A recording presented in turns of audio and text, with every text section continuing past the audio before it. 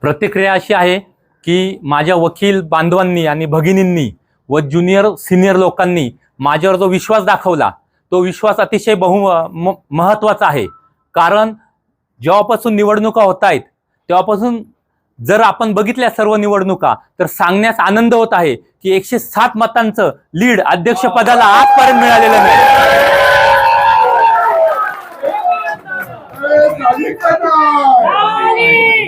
आणि दुसरं सांगायचं तर 2023-24 साली मी कार्यकारिणीमध्ये उपाध्यक्ष होतो, त्यावेळी पण सुद्धा ह्या वकील बांधवांनी मला 203 पैकी 183 मतांनी निवडून दिलं होतं। ह्या वकील बांधवांनी जो माझ्यावर विश्वास दाखवलेला आहे त्या विश्वासाला मी कधीच तडा जाऊन देणार नाही।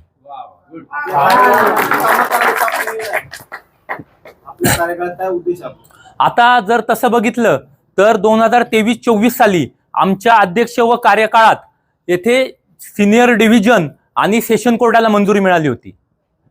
त्यानंतर आता आपण बघतो सर्वजण की दिवसेंदिवस न्यायालयाचा व्याप वाढत आहेत, न्यायालय वाढत आहेत, तर आपल्याला वरती 3ऱ्या मजल्याची मंजुरी मिळालेली आहे। तर त्या ठिकाणी आपल्याला अजून कोर्ट हॉल तयार करायचे आहेत।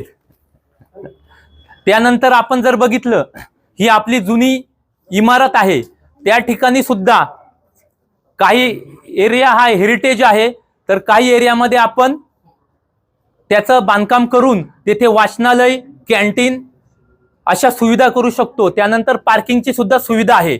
तर मला कारकुनांचा प्रश्न आहे, तर मला असं सांगायचं आहे, जास्त हे सर्व प्रश्न मला माहिती आहेत, प्रश्न सांगण्यापेक्षा हे प्रश्न मी कसे दूर करल याचा मी उद्यापासून कामाला लागणार आहे।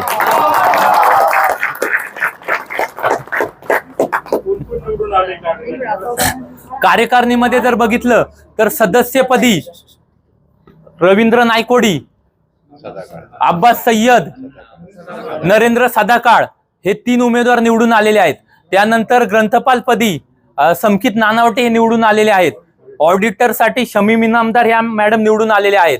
सेक्रेटरीसाठी बिनविरोध झालेला आहे, ते पुराणिक नलावडे आलेले आहेत निवडून। खजिनदार सिद्धेश वागुले हे बिनविरोध झालेले आहे। सहसेक्रेटरी तृप्ती परदेशी मॅडम बिनविरोध झालेले आहेत। त्यानंतर उपाध्यक्षपदी लोके सर आणि शेरकर मॅडम निवडून आलेले आहेत। तर माझं सर्वांना सांगणं आहे की तुम्ही जो विश्वास ठेवलाय तो तसाच ठेवा आणि ह्या सर्व कार्यकारिणीला मी बरोबर घेऊन काम करेल।